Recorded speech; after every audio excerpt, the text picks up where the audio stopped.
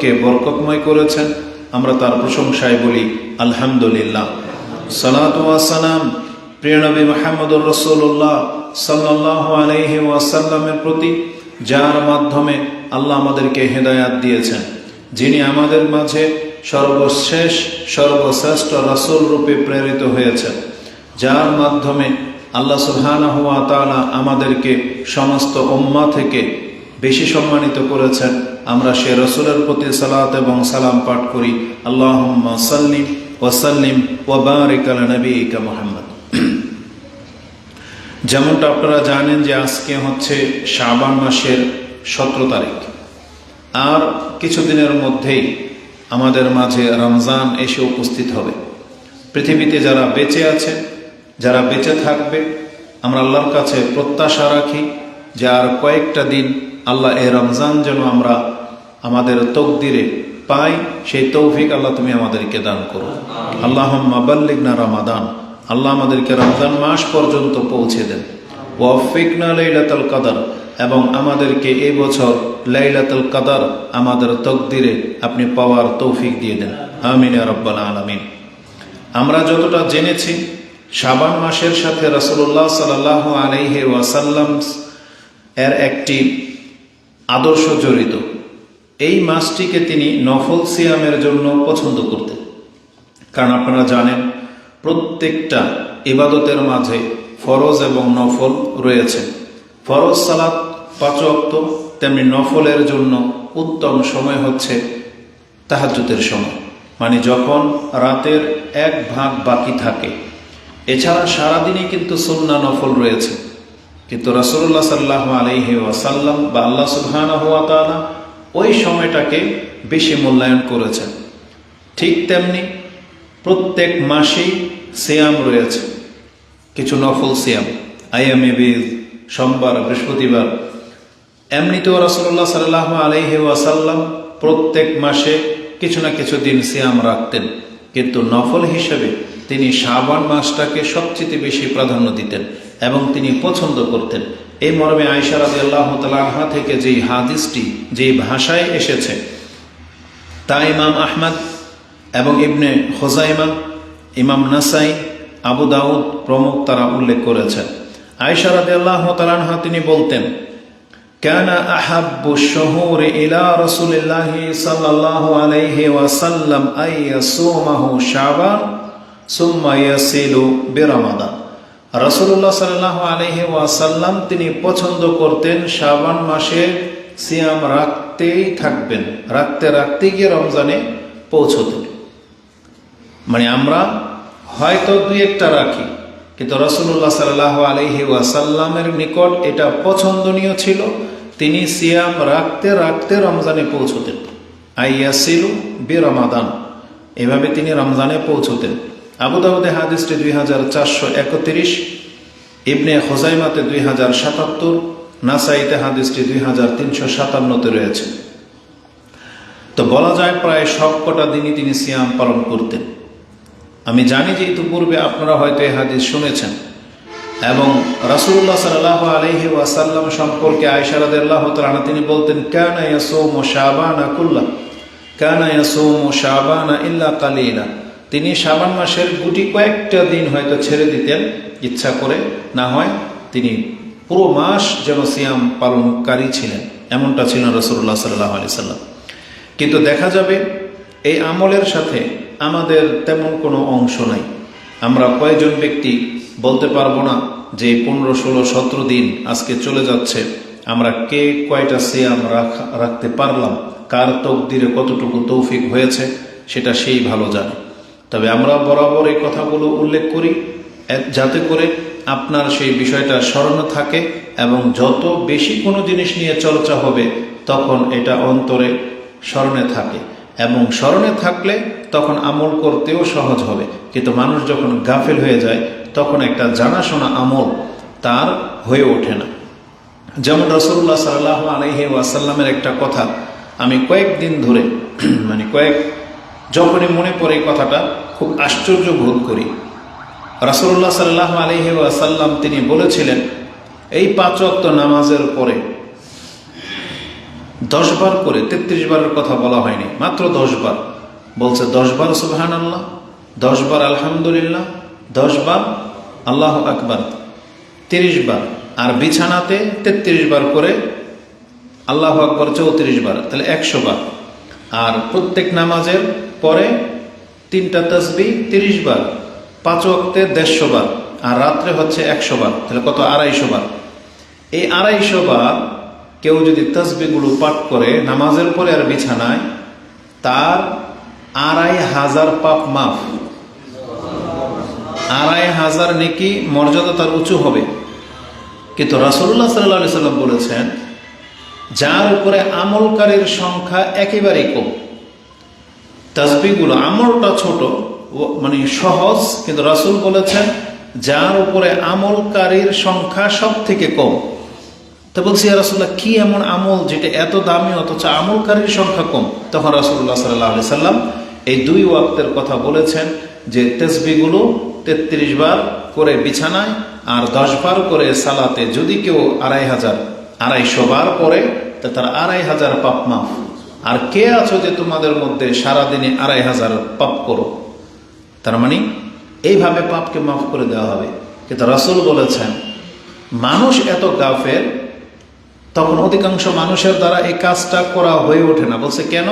বলছে নামাজে শয়তান ওকে ওর বাহিরের ব্যস্ততার কথা স্মরণ করিয়ে দেয়, যেমনি ও সালাম ফিরে তেমনি ওর ব্যস্ততার দিকেও দৌড়ে। হয়তো মহিলাদেরকে স্মরণ করিয়ে দেয়, আমি তো চুলাতে এটা বসিয়ে আসছি, আমার কাপড় তো হয়তো বাহিরে, বা কোনো একটা ঘটনা, আমার স্বামী হয়তো চলে আসবে, বা বাচ্চাকে আমি ঘরে বন্দি করে রেখে এসেছি, বা শুয়ে রেখেছি, পড়ে যাবে, নামাজে সব মনে পড়ে যাবে। পুরুষদের হতে পারে ব্যবসায়ী প্রতিষ্ঠান, চিন্তা চলে আসবে, অন্য কোনো চিন্তা। মানে এক কথায় নামাজের পরে সালাম ফেরানোর পরে মাত্র 10 বার পড়তে 1 মিনিটও লাগবে না, 1 মিনিটও না। কিন্তু আজকে ম্যাক্সিমাম মুসলিম, আপনি বলতে পারবেন না কবে আপনি স্মরণ করে দেখেন স্থির হয়ে আপনি 10 বার করে তাসবিহ, তাকবীর, তাহমিদ পাঠ করেছেন, এবং এটা কন্টিনিউ করেন কতক্ষণ সম্ভব। দেখবেন যে অধিকাংশ মানুষ আমরা ভুলে যাই, আমরা মানে কদরই করি না। এমন এমন পেরেশানি, এমন এমন কথা স্মরণ হয়ে যায় যে আপনি ওদিকে ছুটতেছেন, মাথায় থাকে না এটা। বড়জোর অনেকে হয়তো এতটা করে যে 2 রাকাত সুন্নত পড়ে চলে যায়, তাড়াতাড়ি পড়ে নেয়, কিন্তু এই তাসবিহটা তার আর পাঠ করা হয় না। বিছানায়ও তাই। আমি বিছানায় গেলে এই কথাটা মনে হয়, কারণ রাসূল বলেছেন, যেমনি মানুষ এই তাসবিহগুলো পাঠ করা শুরু করবে, শয়তান তখন তাকে ঘুম পাড়িয়ে দেয়, পুরোই করতে পারে না। আমি এটা দেখেছি, সুবহানাল্লাহ। মানে এটা আপনি কম্পেয়ার করে দেখবেন, আপনি তাসবিহ হয়তো পারবেন, আলহামদুলিল্লাহ পরে যেয়ে দেখবেন আপনার চোখ বন্ধ হয়ে যাচ্ছে। মানে খুবই আশ্চর্য একটা ব্যাপার। তাহলে সুবহানাল্লাহ, রাসূলুল্লাহ সাল্লাল্লাহু আলাইহি ওয়াসাল্লামকে ওহী মারফত জানানো হতো, কারণ রাসূলের নিজের কোনোদিন এটা হইতো না, কিন্তু তিনি বলেছেন যে যারা এই আমলগুলো করবে শয়তান তাকে গাফেল করে দেবে। তা আজকে আমাদের পুরো পৃথিবীর চিত্রই হচ্ছে এটা, যে ইবাদতগুলো সম্পর্কে আমরা এত বেশি গাফেল যে আল্লাহ সুবহানাহু ওয়া তাআলা আমাদেরকে জানিয়েছেন, কিন্তু আমরা সেগুলোকে কদর করি না। যেমন এই শাবান মাস সম্পর্কে আমরা সবাই জেনেছি এই হাদিসগুলো, কিন্তু দেখেন আমাদের ওই তৌফিক হচ্ছে না যে আমরা একাধিক সিয়াম রাখি। এটা অত্যন্ত জরুরি ছিল।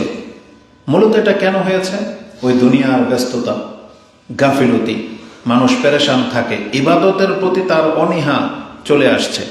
বরং মনে হচ্ছে যে আমরা সেই আয়াতের প্রতি আমাদের অবস্থা, যেটা আল্লাহ সুবহানাহু ওয়া তাআলা সূরা রুম তিনি 30 নম্বর সূরার 7 নম্বর আয়াতে বলেছিলেন, ইয়ালামুনা যাহিরাম মিনাল হায়াতিদ দুনিয়া, তারা দুনিয়ার ব্যাপারে সব কিছু খুব ভালো জানে।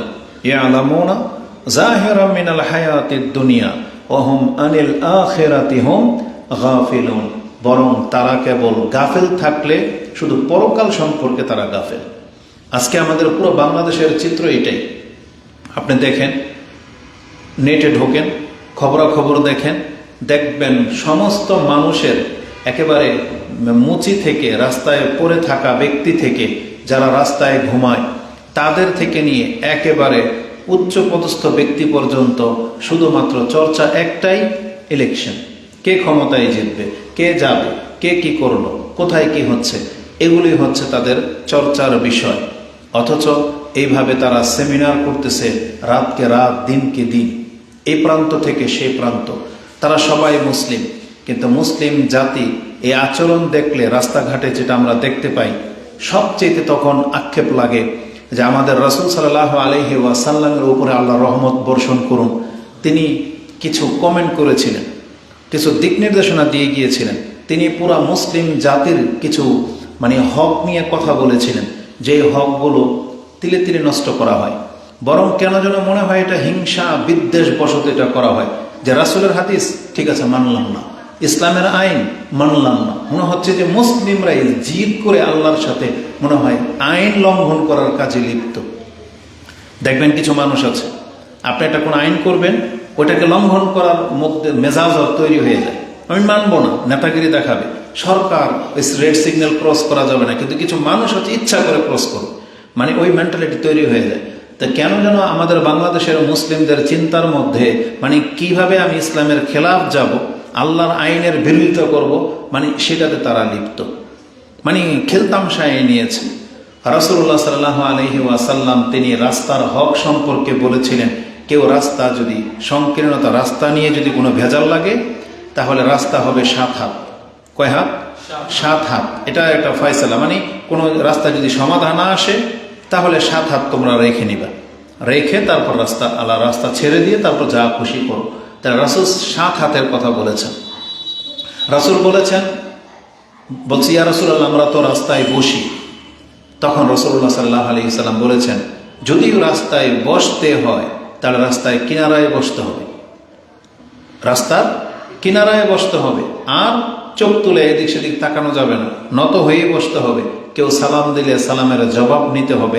তুমি তোমার মতো করে ব্যস্ত, কেউ সালাম দিয়ে চলে গেল, না নিলে এটা একটা অন্যরকম ব্যাপার দাঁড়াবে, যে আমি সালাম দিলাম, লোকটা অহংকারী করলো, আমাকে চিনলো না, পাত্তাই দিল না, বা সম্পর্ক নষ্ট হয়ে যাবে, অনেক কিছু ঘটে। তাহলে রাসূলুল্লাহ সাল্লাল্লাহু আলাইহি ওয়াসাল্লাম রাস্তার কিনারায় বসলে কিনারায় বসতে বলেছেন। আর আমাদের জাতির যা অবস্থা, আল্লাহ বাঁচাইছে আলহামদুলিল্লাহ। এখান থেকে গত কোন প্রোগ্রামে থেকে যেন, এখান থেকে কসবা থেকে গিয়েছিলাম, আল্লাহ রহম করে আমাদের মুসলিম এই জাতির উপরে কোন এক নেতা, নাম বললাম না কারণ এখন তো এরাই নেতা, ফেমাস একটা বড় দলের নেতা আসছে রাত্রে 2:30 বাজে। আপনি কি মনে করেন, কাশপুর থেকে নিয়ে গুলিস্তান পর্যন্ত পুরা রাস্তা ব্লক।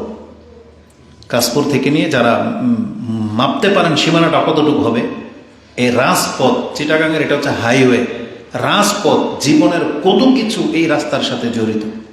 আর রাষ্ট্রের অবকাঠামো, ব্যবসায়ীদের, রোগীদের, একজন ব্যক্তির প্রয়োজনের সাথে কত সম্পর্ক এই চিটাগাং ঢাকাটুয়া হাইওয়ে বা বড় বড় হাইওয়েগুলা। আপনি কি মনে করেন যদি 2-3টা ঘন্টা এই রাস্তাটা বন্ধ থাকে, এর জের কয় ঘন্টা পর্যন্ত যাবে? যে লোকগুলা রাত্রের হয়তো সন্ধ্যার পরে বেরিয়েছে বাসা থেকে, চিটাগাং যাবে বা এই অঞ্চলে আসবে, ও তার পরের দিন দুপুরে হয়তো পৌঁছতে পারেনি।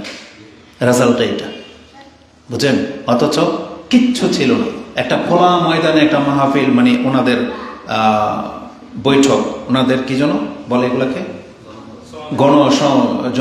মিছিল না সমাবেশ, ওনাদের সমাবেশ, বিশাল প্রান্ত। কিন্তু ওই যে টার্মিনাল যেটা করবে কাশপুর, যেটা আমাদের চোখ দেখেছে, এটা আসলে মেনে নেওয়ার মতো না।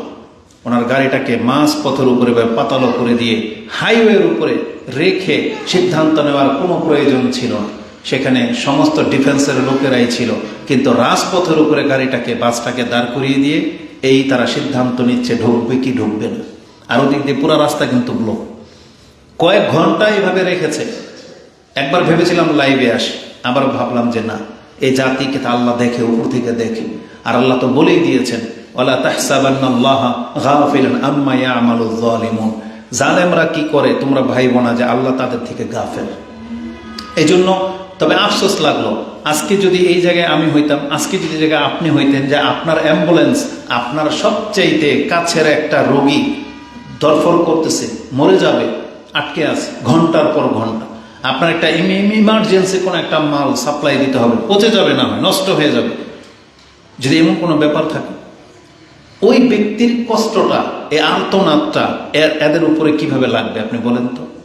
তাহলে রাসূলুল্লাহ সাল্লাল্লাহু আলাইহি ওয়াসাল্লাম তিনি তো শুধু এটা মুসলিমদের জন্য না, একটা রাষ্ট্রে যত মানুষ বাস করবে তাদের স্বার্থে বলেছিলেন যে তোমরা রাস্তাটাকে ছেড়ে দিয়ে বসবে। রাস্তা আটকানোর কোনো অধিকার কোনো ব্যক্তিকে দেওয়া হয়নি। আপনি সৌদি আরবে গালফগুলোতে যান, আমরা তো ইউরোপ চড়ি নেই, ইউরোপ তো যাইনি, কিন্তু মিডল ইস্টে তো গিয়েছি। তো মধ্য রাষ্ট্রগুলোতে আপনি গিয়ে দেখেন একটা রাস্তা কত চমৎকার করে, কত নিরাপত্তার সাথে তারা আপনার জন্য ব্যবস্থা করে রেখেছে। রাজা কি আর প্রজা কি, একই গতিতে সবাই যাচ্ছে, একই রকমের মান, কোনো রকমের কারো হ্যাসেল নেই। তাহলে এই রাষ্ট্র কবে পাবেন? অথচ আমি আর আপনিও তো মুসলিম। তো কথা হচ্ছে যে দুনিয়া এরা এত বোঝা বুঝে, দুনিয়ার স্বার্থে তারা রাত দিন একাকার করে দিচ্ছে। কথাটা ওখান থেকে আসছে, কারণ তখন সময় ছিল রাত 2:30, 2টা থেকে 2:30, এইটাও সমাবেশের সময়। আর এদের ভক্তবিন্দুরা তখনও উপস্থিত একবার আমোদ প্রমোদের সাথে। আর যদি একটা ওয়াজ মাহফিলের ব্যাপার হয়, কত রকমের কথা। তো যাই হোক, ধর্মীয় ক্ষেত্রে আমাদের যত রকমের ফতোয়া, যত রকমের মন্তব্য সবই আমরা করি, কিন্তু এই ধরনের অনুষ্ঠানগুলোতে তাও জাঁকজমকপূর্ণ, মানুষকে টাকা দিয়ে নিয়ে যাওয়া হয়, তাও জাঁকজমকপূর্ণ। কিন্তু তাহলে আল্লাহ সুবহানাহু ওয়া তাআলা বলেছেন ইয়ালামুনা যাহিরাম মিনাল হায়াতিদ দুনিয়া ওয়া হুম আনিল আখিরাতি হুম গাফিলুন। এদের সাথে শাবান মাসের কোনো সম্পর্ক নেই। ইলেকশন দিয়েছে এমন ডেটে, তার কিছুদিন পরে কিন্তু রমজান, 12 তারিখ না ইলেকশন, আর রমজান মনে হয় 17 বা 18, এমনই কিছু হবে। তাহলে এদের সাথে এই রমজানের কোনো সম্পর্ক নাই, শাবান মাস আসলে সম্পর্ক নাই।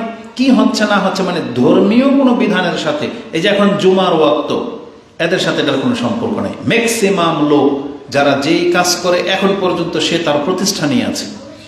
আল্লাহ যদি যার উপর রহম করেছেন, সে হয়তো 1টা বাজে দোকানের শাটারটা বন্ধ করে দিয়ে 2 রাকাত নামাজের জন্য মসজিদে আসবে।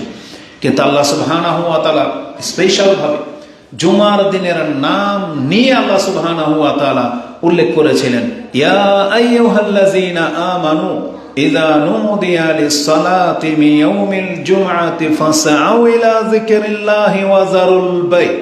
আল্লাহ একবার স্পষ্ট ভাষায় বলে দিয়েছেন যে তোমাদের সমস্ত ব্যস্ততা রেখে তুমি আল্লাহকে স্মরণ করার উদ্দেশ্যে দ্রুত গতিতে তুমি মসজিদে আসো। যালিকুম খায়রুল লাকুম, আল্লাহ বলেছেন এটাই তোমাদের জন্য উত্তম হতো, ইন কুনতুম তাআলামুন, যদি তোমরা জেনে থাকো। আল্লাহ বলেছেন তোমাদের জন্য উত্তম হতো। আল্লাহ ডেকেছেন, কতটা উত্তম, যেহেতু কথা এই পর্যন্ত চলে আসছে, একটা হাদিস আমি সবার শেষে কোট করতাম, তাহলে এখানে বলে দিই। এই যে জুমার দিন আপনারা যে আসছেন, নির্বোধ কে? আপনারা যারা আসছেন এই যে কাজ টাজ ফেলে দিয়ে, নাকি যারা এখনো ব্যস্ত তারা? কারা নির্বোধ, কারা বেশি লাভবান? এই হাদিসটা নিয়ে নেন। রাসূলুল্লাহ সাল্লাল্লাহু আলাইহি ওয়াসাল্লাম তিনি বলেছেন, আল্লাহ মানুষকে ক্ষমা করার জন্য কত কি ব্যবস্থা করেছেন। আল্লাহ ছোটখাটো বিষয়ে যে মানুষকে এইভাবে ক্ষমা করে, এতটা সম্মান দেয়, তার চমৎকার 2টা হাদিস এই জুমা সংক্রান্ত, এই মসজিদে আসা সংক্রান্ত। একটা হাদিস নিয়ে নেন।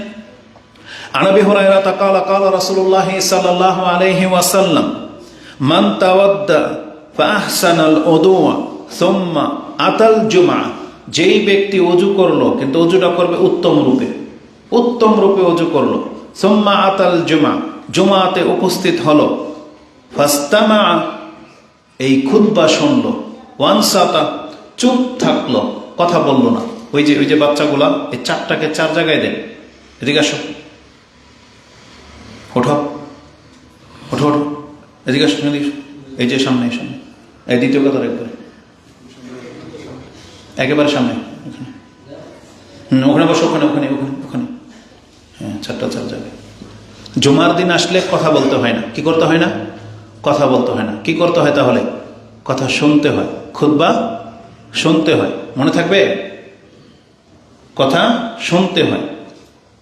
যদি কথা শোনো তাহলে কি হবে? যে চুপ করে বসছো, কি ফায়দা হবে? একটু পরে সে হাদিসটা আসবে।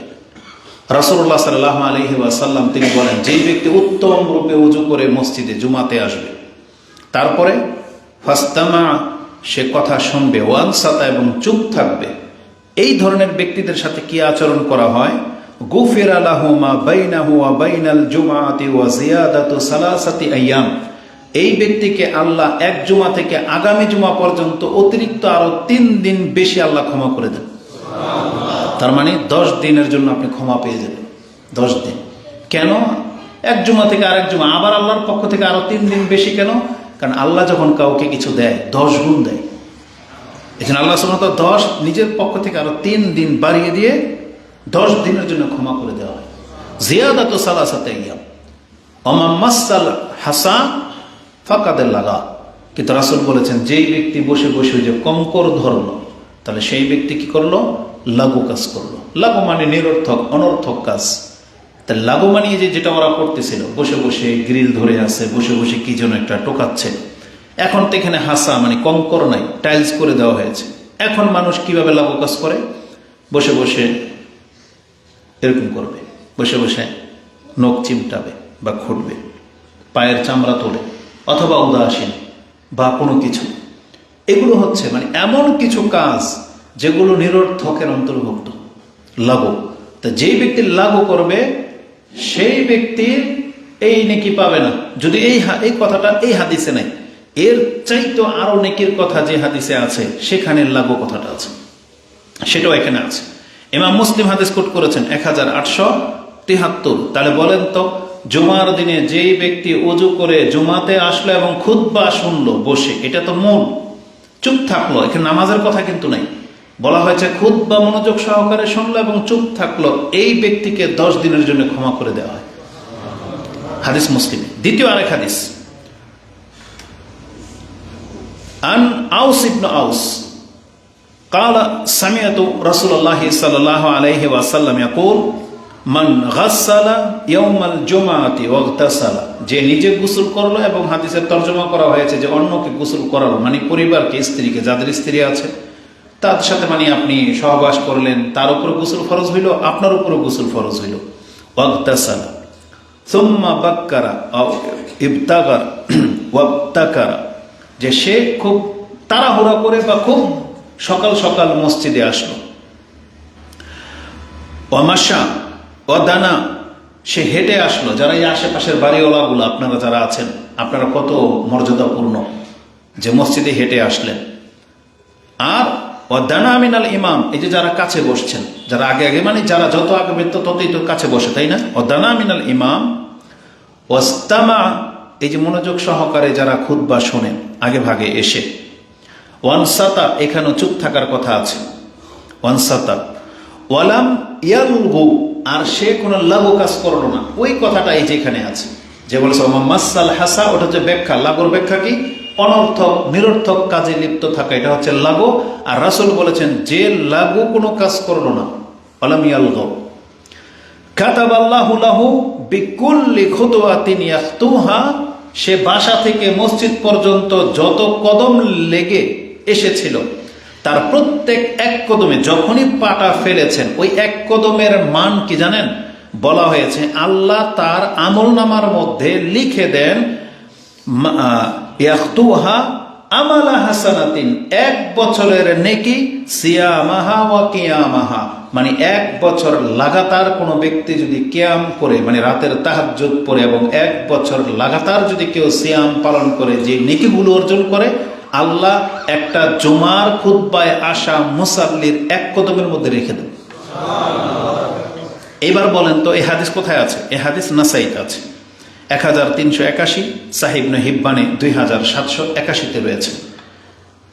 আপনি হয়তো ভাববেন, আজকের খুতবা যারা শুনবে হয়তো ভাববে যে হুজুর আগে থেকে প্ল্যানিং করে আসছে, ওই কথাগুলো বলবে, তাই এই হাদিসগুলো নোট করেছে।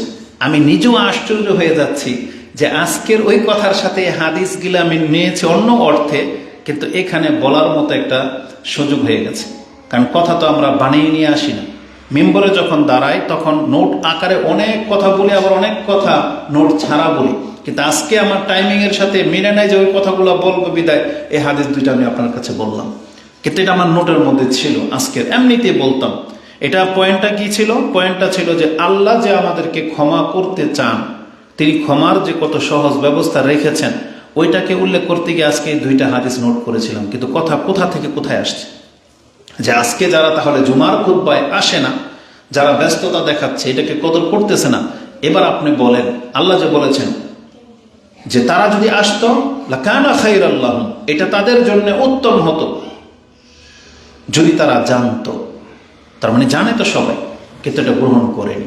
এই জন্য আপনি মনে করেন না যে আপনাকে আল্লাহ অভাবী বানিয়েছে বা ব্যস্ততাহীন করেছে, বা আপনি যে আসছেন আপনার নমনীয়তার কারণে, আপনি জেনে রাখেন নিঃসন্দেহে আপনি সৌভাগ্যবান ব্যক্তি, নিঃসন্দেহে আপনি নির্বোধ না, আপনি বিচক্ষণ। যদিও সেটা আপনি এইভাবে চিন্তা করে আসেননি, যদিও আপনি এইভাবে চিন্তা করে ইবাদত করেন না, কিন্তু আপনার অন্তরে আল্লাহ সেই চিন্তা দেয় না, কিন্তু আপনি হলেন আল্লাহর কাছে সেই স্পেশাল বান্দা যাকে আল্লাহ সুবহানাহু ওয়া তাআলা ইবাদত করার তৌফিক দিচ্ছেন। এজন্য আমরা আল্লাহর প্রশংসা করি, আলহামদুলিল্লাহ। তো দুঃখ লাগে, তা আমাদের সমাজ ব্যবস্থা এতটা নিচে নেমে গেছে যে রাসূলুল্লাহ সাল্লাল্লাহু আলাইহি ওয়াসাল্লাম সময়কালে তারা যে পরিমাণ আমোদ প্রমোদে ছিল, মানে ইবাদতগত যতটা স্পৃহার সাথে তারা ইবাদত করত, আমাদের মধ্যে সেটা নাই। এজন্য যারা আছেন এই ফিতনার যুগে, নিঃসন্দেহে আল্লাহর কাছে আমরা দ্বিগুণ নেকির আশা করি। আল্লাহ তুমি আমাদেরকে উত্তম বিনিময় দান করো, আমিন। তো আল্লাহ সুবহানাহু ওয়া তাআলা বলেছেন, বরং অধিকাংশ মানুষগুলো দুনিয়াটাই বেশি ভালো বোঝে, তারা পরকাল থেকে একেবারেই গাফেল। আমাদেরকে আল্লাহ সুবহানাহু ওয়া তাআলা শিক্ষা দিচ্ছেন আমরা যেন এটাকে কদর করার চেষ্টা করি। উপরন্ত এটাকে কদর করবেন এই জন্য, কারণ রমজান মাসের সিয়াম কিন্তু ফরজ, এটা সবাই জানে। আর একটা ব্যক্তি যে কোনো কাজ হঠাৎ করে শুরু করলে তখন এটা তার উপর অনেক কঠিন হবে। আর রমজান মাসের প্রথম দিন আপনি যখন সিয়াম রাখবেন তখন অবশ্যই আপনার অনেক কষ্ট হবে, বুক জ্বালা পোড়া করবে, পেট ফুলে যাবে, বা গ্যাস্ট্রিক, প্রেশার হাই হয়ে যাবে, ডায়াবেটিস লো হয়ে যাবে, আপনার শরীরটা অচল হয়ে যাবে মনে হবে। এই জন্য কি করতে হবে, আল্লাহ যেহেতু আমাদেরকে অভ্যাসের মতো করে বানিয়েছেন, মানে আমাদের অভ্যাস যা হবে মানুষের দেহটা ওইভাবে সেটেল হয়ে যায়। এই জন্য আপনি অন্তত পক্ষে রমজান আসার আগেই দেখেন আর বাকি 10 দিনের মধ্যে কয়েকটা সিয়াম রাখতে পারেন কিনা। এটা রাখলে কি হবে, আপনার শরীরটা অ্যাডজাস্ট হয়ে যাবে। প্রথম দিন মারাত্মক খারাপ লাগলে ছেড়ে দেন, দিনের যে কোনো প্রান্তে ছেড়ে দিবেন। এটা নফল সিয়ামের সবচাইতে সহজ এবং উত্তম ফয়সালা আল্লাহর পক্ষ থেকে, যে নফল সিয়ামের জন্য আগে থেকে নিয়ত করা লাগে না। আর কোনো কারণে যদি সিয়াম ভেঙে ফেলার প্রয়োজন হয় সাথে সাথে ভেঙে দিবেন, তার জন্য কোনো জরিমানাও লাগবে না, কাজাও লাগবে না। ফরজ সিয়ামের যেহেতু কাজা লাগে, একটা ভেঙে ফেলেছেন তার কাজা করতে হবে। যদি অসুস্থতা জনিত কোনো কারণে আপনি ভেঙে ফেলেন তাহলে কাজা করতে হবে একটা, আর যদি রাখতেই না পারলেন তার ফিদিয়া দিতে হবে। কিন্তু নফল সিয়ামের ক্ষেত্রে এর কাজাও নাই, ফিদিয়াও নাই। এত সুন্দর সিস্টেম। ইচ্ছা হইল নফল সিয়াম রেখে নিলেন, ইচ্ছা হইল ভেঙে দিলেন, কোনো আপত্তি নেই। তাহলে আপনি চেষ্টা করবেন আজকের পর থেকে এই 10 দিনের মধ্যে কয়েকটা সিয়াম রেখে নিতে, তাহলে আপনার শরীরটা অ্যাডজাস্ট হবে এবং রমজানের সিয়াম রাখতে আপনার বিন্দু মাত্র আর ব্যাঘাত ঘটবে না। আল্লাহ আমাদেরকে তৌফিক দান করুন, আমিন। এই খুতবাতে আপনাকে আরেকটা সপ্তাহ যদিও আপনি পাবেন, আমি এখানে আরেকটা পয়েন্ট লিখেছিলাম যে শাবান মাসের শেষ দিন সিয়াম রাখার বিধান কি। অনেকে রাখবে কিন্তু এটা উচিত না, রাসূল সাল্লাল্লাহু আলাইহি ওয়াসাল্লাম নিষেধ করেছেন। এটা হচ্ছে ইয়ৌমে শাক। ওই বিষয়ে কথা বলতাম, যেহেতু এই বিষয়ে বলবো না, আগামী সপ্তাহে আপনারা সময় পাবেন। আজকে খুতবাতে দ্বিতীয় পয়েন্ট যেটা বলবো সেটা হচ্ছে এই রমজান মাসের জন্য আমাদেরকে এখনই প্রস্তুতি নিতে হবে। এখনই এটাই প্রস্তুতি সাধারণত আগেই হয়। যুদ্ধ লেগে গেলে প্রস্তুতি হয় না, প্রস্তুতি যুদ্ধের আগে লাগতে হয়। প্রস্তুতি, আপনি বিদেশ যাবেন, বাড়ি কিনবেন, ঘর করবেন, বিয়ে করবেন, সব ক্ষেত্রে মানুষের প্রস্তুতি কয়েক বছর আগে থেকে সে প্ল্যানিং করতে থাকে। যারা হজে যাবে তারা আজকে কতদিন ধরে, কয়েক বছর ধরে তারা টাকা জমাচ্ছে, আর কাগজপত্র আপনার কয়েক মাস আগে থেকেই আপনারা বুকিং দিয়ে রেখেছেন হজের জন্য। তাহলে রমজানের জন্য কি কোনো প্রস্তুতি নেই? রমজানের জন্য কি কোনো প্রস্তুতি থাকা দরকার কি দরকার না? তাহলে সেটা কবে নেবেন, সেই প্রস্তুতিটা নেবেন কবে? এটা হচ্ছে বিষয়। এই শাবান মাস পুরাটাই ছিল রমজানের জন্য প্রস্তুতি। এই জন্য আমাদেরকে প্রস্তুত হতে হবে। প্রস্তুতিটা কি? এখন থেকে আপনি রমজান সংক্রান্ত বিষয়, সিয়াম সংক্রান্ত বিষয় আপনি একটা কিতাব পড়বেন অথবা বক্তব্য শুনবেন নেট থেকে, বা মাসলা মাসাইল প্রশ্ন উত্তরগুলো শুনবেন।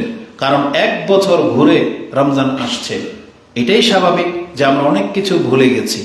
যাতে করে আমাদের সেই ভুলগুলো রমজান মাসে না হয়, সের জন্য আপনি কি করবেন, এখন থেকে কিতাব পড়বেন। বেশি জোর কোনটা বেশি জরুরি? স্বপ্ন দোষ হলে, বীর্য বেরোলে আমার হুকুমটা কি? সিয়াম কিংবা রাখতে পারবো কি পারবো না? সহবাসের ক্ষেত্রে রাত্রে সহবাস করলে আমি কতক্ষণ পর্যন্ত গোসল ছাড়া থাকতে পারবো? আমি সেহরি খেতে পারবো কি পারবো না? মেন্স হলে বা মেন্স বন্ধ হলে আমার সিয়ামটাকে আমি কি করব? ওই মাসলাগুলো আপনাদেরকে আগে থেকেই জানতে হবে। হঠাৎ করে কিছু খেয়ে ফেলেছেন, আমি এখন সিয়ামটা কি করব? আজান হয়ে যাচ্ছে, এই মুহূর্তে কি আমি এখন এক ডুব পানি খেতে পারবো কি পারবো না? এই জিনিসগুলোকে আপনাকে এখন থেকে অ্যালার্ট হইতে হবে, জানতে হবে। কোন পর্যায়ে গেলে একজন ব্যক্তি সিয়াম ভেঙে ফেলতে পারবে, পরে কাজা করবে, কোন পর্যায়ে গেলে সেটা তাকে জানতে হবে। এগুলো যদি এখন থেকে না জানেন, হুট করে আপনার সাথে এমন একটা ঘটনা ঘটে যাবে আর আপনি ভুল মাসলার কারণে দিবেন সিয়ামটাকে নষ্ট করে। এর জন্য আপনি ক্ষতিগ্রস্ত হবেন, শাস্তিও পাবেন, আবার উপরন্তু আপনাকে কাজা করতেই হবে। তারপরে সিয়াম থাকা অবস্থায় কি করা যায় কি করা যায় না, এগুলো এখন থেকে জানতে হবে ওই সিয়ামে পাড়া দেওয়ার আগেই। এই জন্য এই এক সপ্তাহের মধ্যে আপনারা সিয়ামের কোনো না কোনো কিতাব পড়বেন অথবা শেখদের বক্তব্য শুনবেন, যেখানে তারা বিস্তারিত আলোচনা করেছেন। এটা হচ্ছে আমাদের প্রথম প্রস্তুতি। দ্বিতীয় প্রস্তুতি হচ্ছে জাকাত। এই রমজান মাস আসলেই সাধারণত মুসলিম অধিকাংশরা জাকাত দিয়ে থাকে, যদিও রমজানের সাথে জাকাতের কোনো সম্পর্ক নাই, কিন্তু মানুষের সুবিধার্থে, মানুষ সহজার্থে মানুষ রমজান মাসকে বেছে নেয়। স্মরণ রাখতেও সহজ, আমল করতেও সহজ, কারণ তখন মনটা থাকে নরম, তখন টাকা পয়সার মায়া তার অন্তরে ওইভাবে বাসা বাঁধে না, তখন তিনি জাকাত দিতে পারেন। এই জন্য রমজান মাস হচ্ছে জাকাতের মাস বলা হয়। আর এই মাসেই সাধারণত গরিবরা জাকাত খুঁজে থাকে, কারণ তারাও জানে যে এই রমজান মাসেই অধিকাংশ মানুষ জাকাত দিবে। এই জন্য যাদের জাকাত ফান্ড আছে আপনারা চাইলে সেখানে দিবেন, যেখানে জাকাত খাওয়ার মতো অবস্থা আছে সেখানে দিবেন। আপনার আত্মীয় স্বজনকে প্রথম প্রাধান্য দিবেন, যে জাকাত আপনি কাকে দিবেন। আত্মীয় স্বজনের মাঝে যারা নিতান্ত গরিব তাদেরকে প্রথম প্রাধান্য দিবেন। তারপরে এমন কোনো শিক্ষা প্রতিষ্ঠান যেখানে জাকাত খাওয়ার হক রাখে, জেনে বুঝে তারপরে দিবেন, শুধু পরিচিতির ভিত্তিতে না। আল্লাহ আমাদেরকে তৌফিক দান করুন। আর জাকাত সম্পর্কে আপনাকে জানতে হবে, কারণ জাকাতের হুকুম কিন্তু খুবই কঠিন। কারণ জাকাতকে আল্লাহ সুবহানাহু ওয়া তাআলা ম্যাক্সিমাম আয়াতে নামাজের সাথে আল্লাহ নাজিল করেছেন। নামাজের পরপরই জাকাতের কথা বলেছেন, যেই সম্পর্কে মানুষ অধিকাংশ গাফেল। এই জন্য আপনি দেখবেন লক্ষ্য করে, সাধারণত পৃথিবীর মানুষ সব থেকে বড় পাপে যেখানে জড়িয়ে যেতে পারে, সব থেকে বড় গাফেল মানুষ যেখানে হয়ে যেতে পারে, ওই বিষয়টাকে আল্লাহ বারবার উল্লেখ করেছেন। এই জন্য বারবার ইত্তাকিল্লাহ, আল্লাহকে ভয় করো, ওয়াতিউল্লাহ ওয়াতিউর রাসূল, তোমার আল্লাহ এবং তুমি তোমার রাসূলের অনুসরণ করো। কারণ এই সব ক্ষেত্রেই মানুষ সব থেকে বেশি গাফেল। আল্লাহকে ভয়ের ক্ষেত্রে, আল্লাহর আনুগত্য করার ক্ষেত্রে, যেমন সালাতের ক্ষেত্রে, এই জন্য আল্লাহ সালাতের কথা বারবার উল্লেখ করেছেন, ঠিক তেমনি জাকাত। এমন জাকাত হচ্ছে এমন চরমভাবে ফরজ যে আবু বকর রাদিয়াল্লাহু তাআলা আনহু তিনি বলেছিলেন, যেই ব্যক্তি নামাজে আর জাকাতে পার্থক্য করবে আমি তার কল্লা উড়িয়ে দিব। বুঝছেন, মানে জাকাত আর সালাতে কোনো পার্থক্য নেই। তার মানে এইভাবে ধমক দেওয়া হয়েছে যে জাকাতকে যদি অস্বীকার করলে তো কাফিরই, ছেড়ে দিলেও কাফির হয়ে যাবে। মানে এমন একটা ভাব আছে এই কথার মধ্যে। এই জন্য এটাকে হালকা করে নেওয়ার কোনো অপশন নেই আপনার। এই জন্য জাকাতের ক্ষেত্রে অবশ্যই গুরুত্বের সাথে আপনি নেন, এবং জাকাতের যেহেতু আপনি দিবেনই, এখন থেকেই হিসাবটাকে গুছিয়ে ফেলেন, যাতে হিসাব গুছাতে গুছাতে আবার রমজান চলে না যায়, আপনার জন্য আবার অন্তরে লোভ না জেগে যায়। যে অনেকে প্রশ্ন করে যে আমরা তো এই যে মাত্র 1 মাস আগে 10 লাখ টাকার মালিক হইলাম, এটারও জাকাত লাগবে? হ্যাঁ, জাকাত লাগবে। আপনি যখন রমজান, আপনি যখন সাহেবে নেশাব, রমজান মাস হচ্ছে এটার মিকদার, সময়। রমজানের আগে যা আসবে সব রমজানে জমা করে হিসাব করে জাকাত দিয়ে দিবে। আবার জাকাত দেওয়া শেষ, রমজান থেকে আবার টাকা আসতে শুরু করলো, আবার আগামী রমজান পর্যন্ত আপনার কোনো চিন্তা লাগতে হবে না কোন দিন কত টাকা আসলো, ওগুলোর চিন্তা শেষ। আবার রমজান আসলে চিন্তা। এই জন্য একদিন আগেও যদি আপনি 10 লাখ টাকার মালিক হন, আপনাকে জাকাত দিয়ে দেওয়া উচিত, আর দিতেই হবে। আপনি যদি মনে করেন যে না, এটা তো 1 বছর হয়নি, তাহলে আপনি যদি শরীয়তকে নিয়ে হিটলারি করেন, শরীয়ত আপনার উপরে চেপে যাবে। তখন আপনাকে কিন্তু, যেহেতু আপনি বলেছেন যে এটা 1 বছর হয় নাই, তাহলে আজকের তারিখটা ভুইলেন না। আজকে আপনি 1 লাখ টাকার মালিক হয়েছেন, ঠিক এই তারিখটা আসলে 1 বছর হয়ে যাবে, আপনাকে ওই তারিখে জাকাত দিতে হবে। কালকে যদি আপনার কাছে আবার 10,000 টাকা আসে, লিখে রাখতে হবে এটা এত তারিখ, তারপরের দিন আবার 10,000 টাকার জাকাত দিবেন, তারপরের দিন আবার দিবেন। এইভাবে কেউ করতে পারবেন? পারবেন না। সহজ বুদ্ধি হলো, রমজান মাসের যেই দিনটাতে আপনি সাধারণত জাকাত দিয়ে থাকেন, তার আগে আসলো না গেল এগুলো দেখে লাভ নেই। আজকে স্টিল আপনার কাছে কত টাকা আছে হিসাব করে জাকাত দিন। এই টাকাটা কবে মালিক হইলেন দেখারই দরকার নেই। আপনার কাছে এখন মজুদ, কোনো পেরেশানি নেই, ঋণ টিন সব নাই, এখন এগুলোর মালিক আমি। কয় লাখ টাকা? 10, 15, 20 লাখ টাকা। কালকে কি আসছে এটা দেখার দরকার নেই আপনার। এই মালিকত্ব আপনার, আপনি জাকাত দিয়ে দেন। এটা সবচেয়ে সেফটি আর সহজ পদ্ধতি। আল্লাহ আমাদেরকে বোঝার তৌফিক দান করুন। তো রমজানের প্রস্তুতির মাঝে এটা জাকাতও আপনি রাখবেন। এবার আমরা শুরু করব আজকের খুতবার মূল বিষয় নিয়ে। সেটা হচ্ছে শুধু রমজান নয়, বরং একজন মুসলিমকে তার ব্যক্তিত্ব থেকে ইসলামের প্রত্যেকটা বিষয়কে কদর করা উচিত। প্রত্যেকটা মুহূর্ত আমাদের জন্য মূল্যবান। শুধু শাবান মাস বলে কথা না, শুধু রমজান মাস বলে কথা না, বরং আমাদের জীবনটা একটা আশ্চর্যজনক জীবন চলতেছে। এই ঘড়ির কাঁটা যেটা চলতেছে, আমাদের নিঃশ্বাস, হার্টবিট যেটা হচ্ছে, এটা প্রত্যেকটা হার্টবিট আমাদের জন্য মূল্যবান। আমাদের ক্ষমা, আমাদের মর্যাদা বৃদ্ধির উপায় প্রতিনিয়ত চলতেছে। এক একটা সেকেন্ড আমাদেরকে ক্ষমা করা হচ্ছে, এক একটা সেকেন্ড, এক একটা ধাপ মর্যাদাবান হওয়ার সময় চলতেছে। কারণ মুসলিম মানেই হলো সম্মানিত। রাসূলুল্লাহ সাল্লাল্লাহু আলাইহি ওয়াসাল্লাম এবং কোরআনে আল্লাহ সুবহানাহু ওয়া তাআলা আমাদেরকে এই মর্মে খুব গুরুত্বপূর্ণ দিক নির্দেশনা দিয়েছেন। কারণ ইসলামের প্রত্যেকটা বিষয়কে আমাদেরকে কেন মূল্যায়ন করতে হবে? কারণ আল্লাহ বলেছেন ইসলামের প্রত্যেকটা বিষয় হচ্ছে তোমাদের জন্য আল্লাহর পক্ষ থেকে নিয়ামত। এই যে বসে আছেন, নামাজ পড়বেন, দাঁড়িয়ে রেখেছেন, হালাল খান, হেঁটে আসলেন, এগুলো বলা হয়েছে আল্লাহর পক্ষ থেকে নিয়ামত।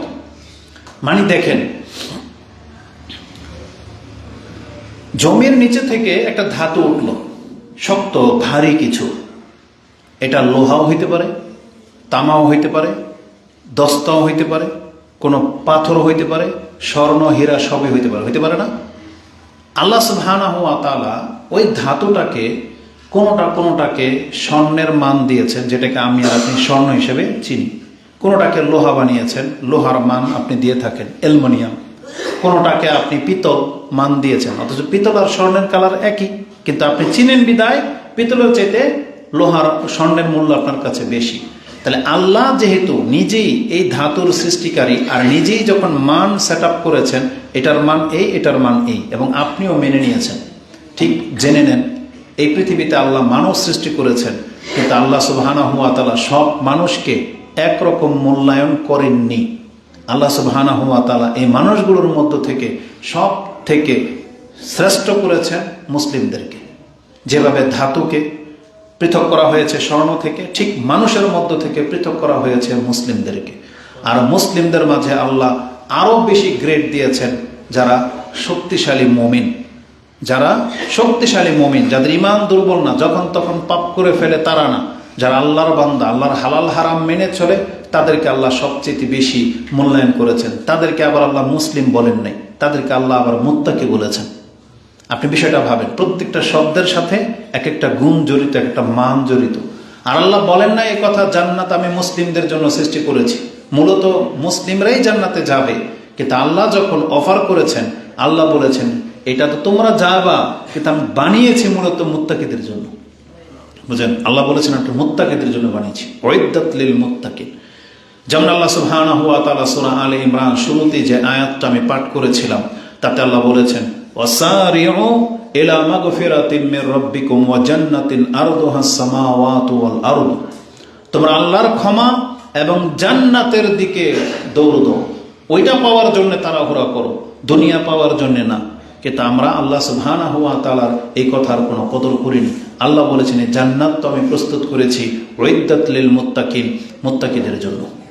তা আল্লাহ সুবহানাহু ওয়া তাআলা আমাদেরকে বলেছেন ইসলামের প্রত্যেকটা বিধান হচ্ছে নিয়ামত, যেটা আল্লাহ সুবহানাহু ওয়া তাআলা সূরা মাইদা 5 নম্বর সূরার 3 নম্বর আয়াতে আল্লাহ বলে দিয়েছেন আল-ইয়াওমা আকমালতু লাকুম দীনাকুম ওয়া আতমামতু আলাইকুম নি'মাতি ওয়া রাদিতু লাকুম আল-ইসলামা দীনা। আল্লাহ বলেছেন ওয়া আতমামতু আলাইকুম নি'মা, আল্লাহ বলেছেন আমি তোমাদের জন্য নিয়ামতকে পূর্ণ করে দিলাম। এই যে নামাজ 5 ওয়াক্ত, জুমার সালাত চলতেছে 2 রাকাত, এই যে খুতবা চলতেছে, শুনলে কি হবে?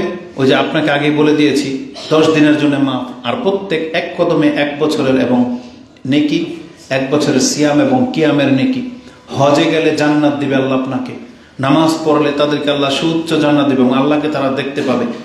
এই যে আল্লাহ সুবহানাহু ওয়া তাআলা যে বিধানগুলো জারি করেছেন, আল্লাহ বলেছেন এগুলো হচ্ছে আল্লাহর নিয়ামত, কিন্তু আমরা আল্লাহর এই নিয়ামত ছেড়ে দিয়ে ওই দুনিয়ার নিয়ামতের দিকে ঝুঁকে গেছি।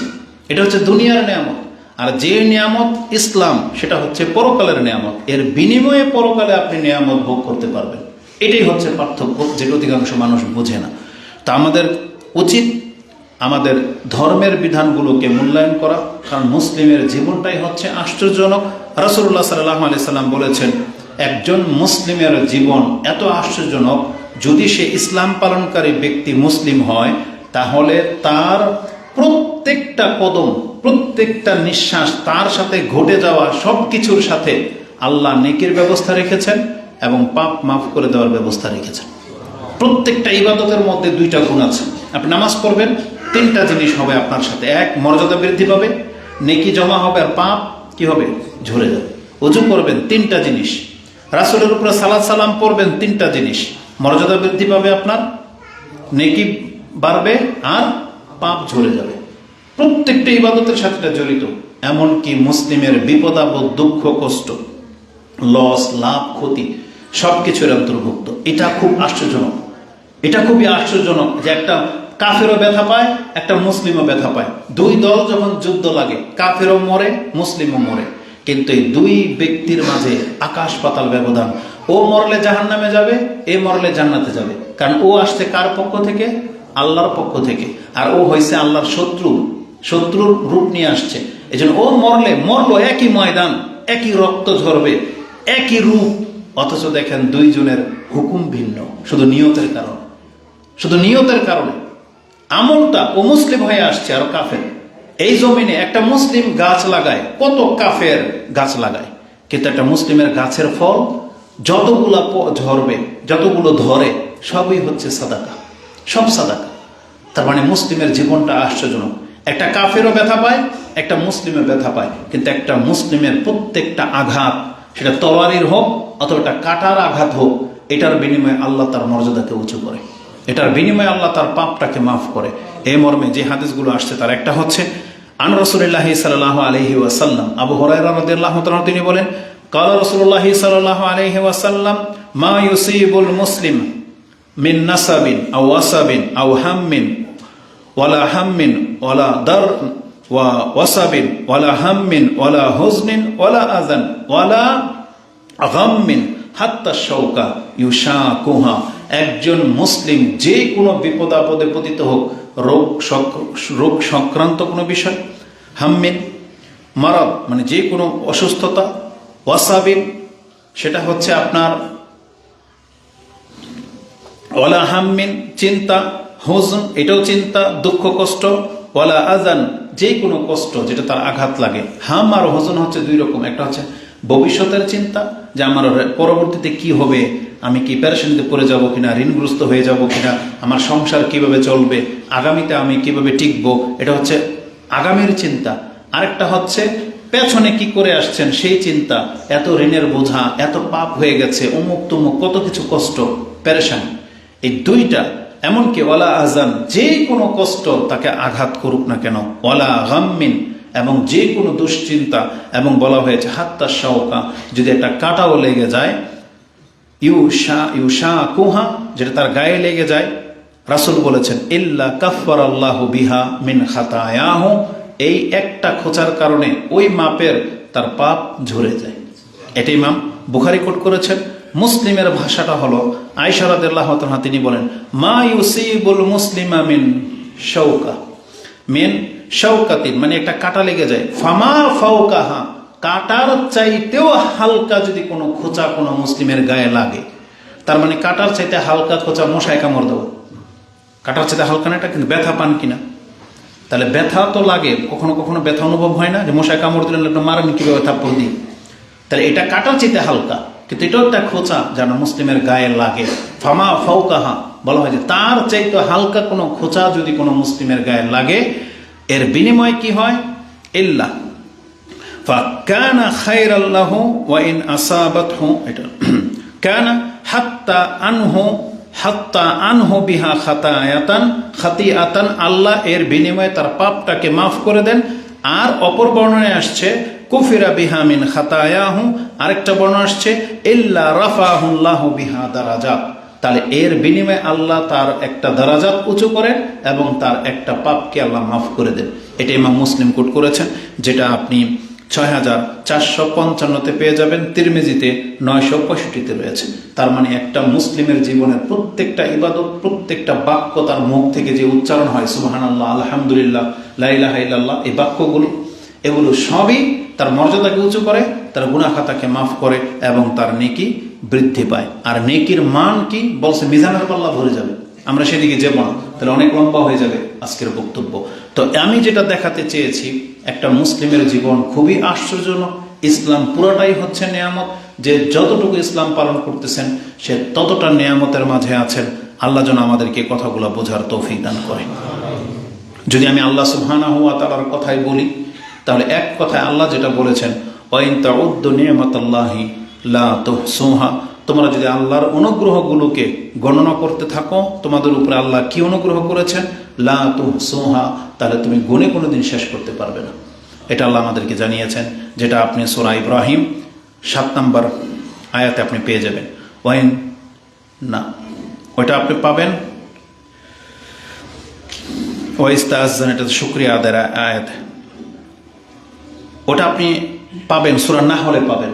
হয়তো আমি এটা এমনি বলে দিয়েছি, আয়াতটা এখানে উল্লেখ করা হয়নি, সূরা নাহলে আছে 16 নম্বর সূরাতে আল্লাহ বলেছে, সম্ভবত 18 নম্বর আয়াতে পেতে পারেন। আল্লাহ বলছেন, ওয়া ইন তাউদ্দু নি'মাতাল্লাহি লা তুহসুহা, তোমরা আল্লাহর নিয়ামতকে গণনা করলে গুণে কোনোদিন শেষ করতে পারবে না। এই জন্য আমাদের কি করতে হবে? আমাদেরকে আল্লাহর শুকরিয়া আদায় করতে হবে। আর বিপদ আপদে যারা আছেন তাদেরকে ধৈর্য ধারণ করতে হবে, কারণ বিপদ আপদওয়ালা ব্যক্তি ধৈর্যের মাধ্যমে আল্লাহর সন্তুষ্টি পাবেন। আর পয়সাওয়ালা যারা আছেন তারা আমোদ প্রমোদের চেয়ে আপনি শুকরিয়া আদায় বেশি করার চেষ্টা করেন, তাহলে এটা আপনার জন্য আল্লাহর পক্ষ থেকে অনুগ্রহ স্বরূপ হয়ে যাবে। কিন্তু আমাদের চরিত্র হয়ে গেছে উল্টা, আমরা পয়সাওয়ালা বা স্বাচ্ছন্দ্য পেলে আমোদ প্রমোদ বেশি করি, শুকরিয়া আদায় করি না। আর যদি কোনো বিপদ আপদ অভাবে পড়ি, তখন আল্লাহকে উল্টা আরো দোষারোপ করি, গালাগালি করি, ধৈর্য নেই, আমরা তখন আরো বেশি গিয়ে পাপ করি। এটা মোটেও উচিত নয়। মুসলিমকে হইতে হবে এর বিপরীত, বেশি পেলে শুকরিয়া আদায় করবেন, অভাব হলে ধৈর্য ধারণ করেন, তাহলে দুইটাই হচ্ছে আপনার আমার জন্য কল্যাণকর হবে। এই মর্মে ইকরিমা রাহিমাহুল্লাহর একটা উক্তি সামনে চলে আসছে, খুব চমৎকার করে তিনি বলেছেন, লাইসা আহাদুন ইল্লা ওয়া হুয়া ইয়াফরাহু ওয়া ইয়াহজুন, পৃথিবীর এমন কোনো মানুষ নাই, এটা সবারই ফিতরত, সে হয় উৎফুল্ল হয় আর না হয় ব্যথিত হয়। সব মানুষের নেচার, শুধু আপনি আর আমি না। টাকা পাইলে সবাই খুশি, অভাবে থাকলে সবাই দুঃখিত, এটা হচ্ছে মানুষের নেচার। তিনি বলছেন, লাইসা আহাদুন, এমন কেউ নাই, সবার চরিত্র এটাই, ইল্লা ওয়া হুয়া ইয়াফরাহ আও ইয়াহজান, সে হয় আনন্দিত হয় আর না হয় দুঃখিত ব্যথিত হয়। কিন্তু আমরা কি করব? ওয়ালাকিন, তিনি বলেছেন, বরং আমাদের উচিত ইয়াজআল ফারহা শুকরান ওয়াল হুজনা সাবরান, বরং একজন মুসলিমের উচিত তার উৎফুল্ল না হয়ে শুকরিয়া আদায় করা আর ব্যথিত না হয়ে ধৈর্য ধারণ করা। এটা হইতে হবে মুসলিমদের গুণ। তাহলে কি হবে? আল্লাহ সুবহানাহু ওয়া তাআলা আমাদেরকে আরো বেশি দিবেন। যে একটা হাদিস বলেছিলাম ইমাম মুসলিমে, যে রাসূল বলেছেন, আজাবান লি আমরিল মুমিন ইন্না আমরুহু কুল্লুহু খায়র, একটা মুসলিমের জীবন পুরোটাই হচ্ছে কল্যাণকর। ওই হাদিসের মধ্যে কথাটা আছে, আমরা অধিকার যেতে চাচ্ছি না। আমরা শুধু আমাদের পয়সাওয়ালাদেরকে, ধর্নাঢ্য ব্যক্তিদেরকে এতটাই বলবো, যেই কথাটা কারুনকে তার জাতি বলেছিল, আমরা আপনাদেরকে কথাটাই বলবো, পয়সা হয়েছে, আমোদ প্রমোদে না গিয়ে আপনি শুকরিয়া আদায় করেন। আল্লাহ সুবহানাহু ওয়া তাআলা আপনাকে যে ইহসান করেছে, আপনি এর বদলায় ইহসান মানে উত্তম কাজ করেন এবং আপনি ফাসাদকারী হয়েন না। যেমনটা বলা হয়েছিল, ওয়াবতাগি ফিমা আতাকাল্লাহু দারাল আখিরাহ, ওয়াবতাগি ফিমা আতাকাল্লাহু দারাল আখিরাহ, আল্লাহ তোমাকে যা দিয়েছেন এর বিনিময়ে তুমি পরকালটাকে হাসিল করার চেষ্টা করো। মানে এই টাকা পয়সা, এই ক্ষমতা, এগুলো দিয়ে মানুষের উচিত এমন খেদমত করা, এমন কাজ করা যাতে পরকালের রাস্তাটাও তার জন্য সহজ হয়ে যায়। এটা একটা অভাবের জন্য সহজ না, একটা নর্মাল মানুষের জন্য সহজ না। একটা দাপট, একটা পয়সাওয়ালা, একটা ক্ষমতাবান ব্যক্তির দ্বারা যতটা সহজ এই এলাকা থেকে নেশা মুক্ত করা, এই এলাকা থেকে পাপ মুক্ত করা, এই এলাকার একটা মাজার শিরিকের আড্ডাখানা ভেঙে দেওয়া, এটা একটা নেতার দ্বারা যতটা সম্ভব আপনার আমার দ্বারা সম্ভব না। তাহলে আপনি কি করেন? আল্লাহর পক্ষ থেকে যে পাওয়ার, যে ক্ষমতা পেয়েছেন, এটাকে এমন কাজে লাগান যেটাতে পরকালও আপনার জন্য সুন্দর হয়ে যাবে। এই কথাটা বলেছিল। ওয়ালা তানসা নাসিবাকা মিনাদ দুনিয়া, আর তুমি তোমার দুনিয়ার অংশ ভুলে যেও না। আমরা বলি না যে আপনি ওই রাজ্য ছেড়ে দিয়ে জঙ্গলে চলে যাবেন তাবলিগীদের মতো, এটা বলি না যে আল্লাহকে পাওয়ার জন্য কোন রাজা নাকি জঙ্গলে চলে গিয়েছিল ক্ষমতা ছেড়ে দিয়ে। এগুলো ভাউতাবাজি কথাবার্তা।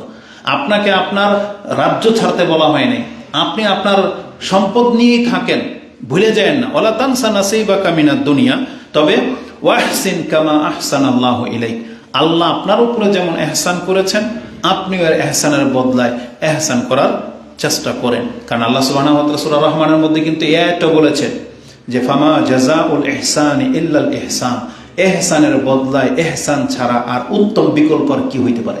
তা আল্লাহ যদি আমাদের উপরে এহসান করে থাকে, যদি মনে করেন কি এহসান, আল্লাহ আপনাকে আমাকে মানুষ করেছে, আল্লাহ আপনাকে আমাকে মুসলিম করেছে, আল্লাহ আপনাকে আমাকে সুস্থতা দিয়েছে, আল্লাহ আপনার আমার দেহর কোনো কিছুকে ঘাটতি করে নাই, আমাদেরকে অ্যাবনর্মাল বানায়নি, পাগল বানায়নি।